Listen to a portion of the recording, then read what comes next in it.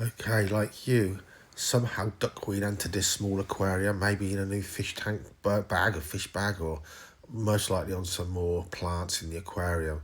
But it managed to spread, and it managed to spread thickly to the point that every single week I'm netting out the surface, thick layers of duckweed, only for it to thicken up and block out the light almost on a weekly basis. The problem is, although this aquarium is more like a paludarium, it doesn't have a lid on. It's intricate around the corners, and you've only got to have one single piece of duckweed and it divides itself and spreads and doubles almost like bacteria, almost at the same rate. I didn't want to disrupt the tank, break the tank down, wash everything off, get all those emergent plants away where the duckweed's hiding, so we've installed a secret weapon. Okay, so we are a week in of Egbert the goldfish being in this little nano tank. Something to notice, being a goldfish or carp, he's constantly sifting and digging in the substrate, so it's cloudier than normal. It's definitely more algae than normal, but that's twofold. One, he's stirring up the sediments, I think, and he's producing a lot of waste, so he's feeding the algae. Two, the light can now come through the water surface there, because look how busy he's been. He has pretty much cleared this tank in a week of duckweed. Now remember, there's some there, look, there's a few little speckles. He's still got work to do. In awkward to reach places that I might have to swish out so he can get to them. But he has really done his job. So the light's coming through, and to be honest, you think, well, that tank's no problem, but just one or two pieces of duckweed left unchecked will cover this tank to an inch deep in just a matter of a few weeks. So we removed the excess with a net as much as we could, which left tons of the stuff. A couple of days later, when the stuff that was in the corners had floated out into open water, we netted that out. We've helped him out here, but Egbert, day and night, and I can hear him in the early hours when light's coming through the curtains, sucking at the surface, eating even more duckweed. This tank hasn't been fed for a week. He's having no alternative food, just what he can find in there. The guppies and the sapphire shrimps, they're eating the algae and the bacteria on the plants. They're fine. They don't need feeding for a week or two. In this nano tank, it's not ideal, but I would say Egbert's eaten some of the anglerfish fry. I would say he's probably eaten some of my shrimp, most of which are now hiding in the rocky backdrops. Goldfish temperatures, they can live in freezing water and they can live in tropical tanks. They prefer temperate, but for sure, just letting him soak in his bag as you would any new fish. He's absolutely fine in this temperature. Hyperactive, I guess, a bit warmer, higher metabolism, eating even more. So as a short-term solution, there is nothing better. Literally, there is nothing better than a goldfish to eat your duckweed, but get the excess out. That duckweed could outstrip his eating abilities if there's an excessive amount. But he's certainly hoovering it all up. So even if you've got, like I have, microfish, really nanofish, endless fish and sapphire shrimps, that's all that's in there. He's doing his job well, and he's certainly, for the fry, or even some of my prawns that he's eaten, they'll reproduce pretty quick. And it's a fantail goldfish, and the reason I've picked that is because they're slower. It's not as fast and as agile as a natural shaped goldfish, but he's doing his job. So really, I'm going to leave him in there another week, I think. Then I'll give the tank a water change and obviously clean off the front glass and so on, spruce it back up. So what we're going to do with this hard-working guy, we're just going to chuck him down the toilet like in the old days. Look at him go. Of course not. He can either, this is your choice, isn't it? You can put him somewhere else. You could acclimatise him to your garden pond, if that's the sort of thing you want in your garden pond. Mine's a nature pond, so I don't want goldfish in there. You could give him away. You could set him up in a different aquarium. Or if you really wanted to, you could just take him back to the place you bought him from and look at it that, you know, you paid £5 for a goldfish and it's a £5 of tool hire, bless him.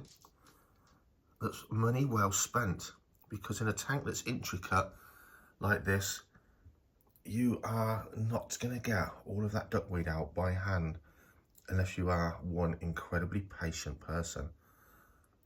So how to get rid of duckweed in an aquarium?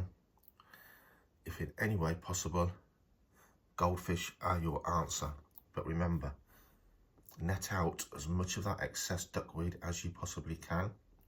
That means he'll get his job done far faster, and you can get the disruptive goldfish back out of your aquarium in far less time. But what a boy, he really has plugged away and done his job well. Soon I'll have my crispy clean, brightly lit nano tank back in action. Okay, a few more days in and just a few little stragglers of duckweed now just floating out from the hidden corners and under the plants and around the coral rock and so on. Really worked hard, really done a good job.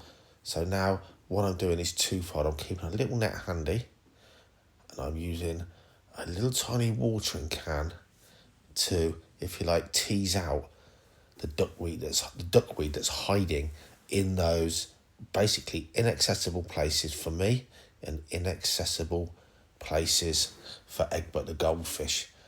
So just sprinkling that water and pouring it around the back, it's swishing out the one or two pieces of duckweed that are still hidden, and that means I can let them out while I'm doing this little bit of maintenance, and equally any I miss, the goldfish can snuffle up. Really remember, guys, don't be feeding your fish loads. Now this tank is unfiltered and has no aeration, so anything like that, if you're bunging food in every day to try and make your fish grow at an unnatural rate or whatever, you're going to pollute the water. In a tank like this that's not overcrowded, you do end up with a lot of natural food. Guppies and things like that are actually grazers as well. Plenty of nutrition there. If you're bunging in good quality and lots of food, then to be honest, the goldfish is going to fill up on that and eat his salad as a seconds to fill him up here and there. You want this fish to be hungry enough that it's turning all of its attention to grazing on that lovely salad floating around in the corners of your aquarium. So that's what we've done, and he's done a really good job. But now, weirdly, that there's almost none left is probably more pressing that we both get involved than when there was just some left, because every single bit needs to be gone. It is work in progress. It's not something that's going to be sorted in minutes or a couple of days, because if it was easy for the goldfish to access every single bit of that duckweed, to be honest, then it would have probably been easy. A nice bare open aquarium with nothing at the surface, easy for you to do the job yourself by just netting out that duckweed on a daily basis over maybe a week.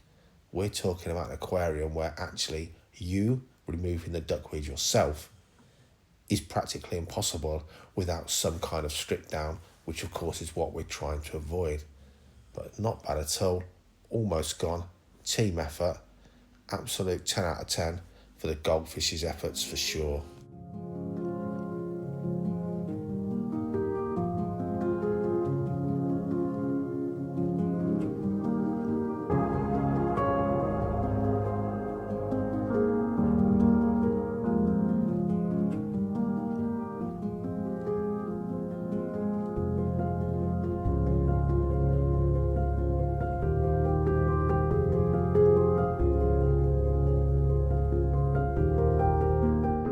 As you've seen, there's still tiny baby guppies to try and eat them.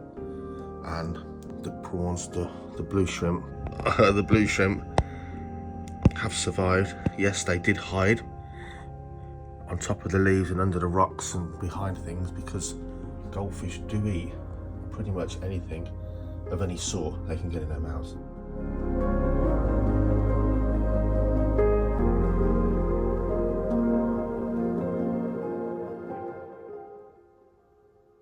So Egbert the goldfish is out now. Tank's had a little water change and a spruce up. Let's see how we go. What you will notice is I've got a small net resting on the top there. If I see another piece of duckweed. I think there's still possibly the odd bit lurking in those hard to reach corners. Remember, the whole point of this was to get rid of duckweed before, or rather not before, to get rid of duckweed without dismantling your aquarium, especially if you've got an aquarium that's got various things sticking out the top, lots of plants, a cover that's tight fitting and awkward to get into, not just an easy scoop it all out in one go. An aquarium where, to be honest, like most of them, duckweed can get somewhere, whether it's behind your pipe work for your filters, but you only need one piece of duckweed, remember, and it spreads like bacteria rapidly. So Egbert's done his job. He's been eating away all the duckweed he can find. I've had a net there and scooped out any bits I've seen as well, so we've kind of worked as a bit of a tag team. Now we're going to see if any more comes to the fore. If it's something I can just net out and it's gone, I've decided to keep Egbert, so he's sort of on the team. He's on call should the problem reoccur. A small goldfish, or more, depending on your problem and your size of your aquarium, can be a hard-hitting temporary fix, or rather temporary inhabitant to fix the problem. I'm so glad I can't see any more film of duckweed blanketing and darkening the aquarium. It does look nice in its place, a bit like ivy looks nice crawling up your house. Both are a problematic plant that you don't want there, as much as they might look nice at some context.